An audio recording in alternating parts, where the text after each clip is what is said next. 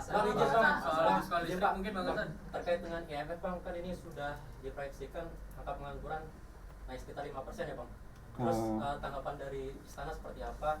Dan ini kan juga belakangan masih banyak badai PHK ya Bang. Sebetulnya realisasi pemerintah yang memiliki visi 19 juta tenaga lapangan kerja ke depannya seperti apa sih Bang? Sejauh ini update-nya?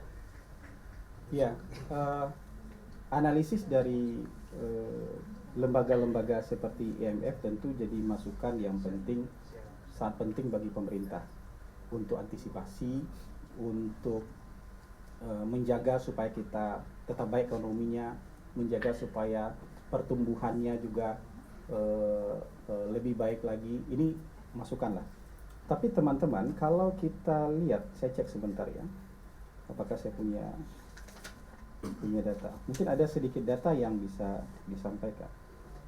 Kalau menurut data dari BPS terbaru, angka pengangguran terbuka justru turun.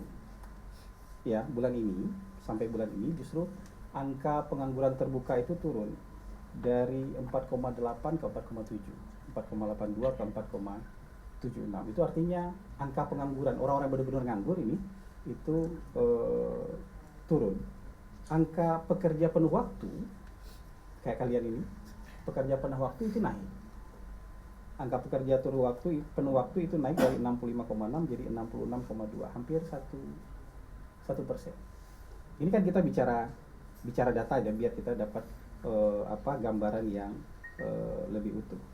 Yang setengah pengangguran itu juga turun dari 8,5 menjadi 8%. Jadi ada indikator-indikator yang menunjukkan bahwa memang terjadi pemutusan hubungan kerja, tapi penciptaan lapangan kerja baru juga terjadi dan itu lebih banyak. Memang pengangguran absolut nih, pengangguran absolut itu kira-kira ada tambahan sekitar 83.000 orang.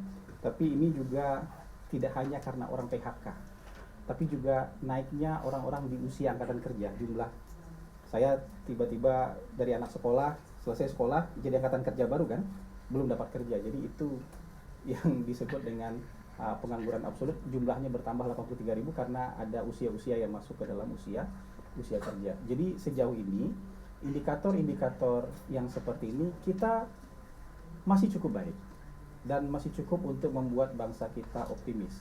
Dan ke depan tentu pemerintah akan mengeluarkan berbagai kebijakan-kebijakan.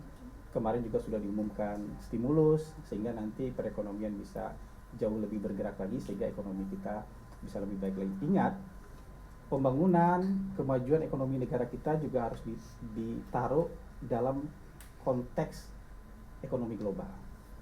Ya kan? Ada konflik, ada perang. Kemarin perang itu agak-agak mendekat ke kita.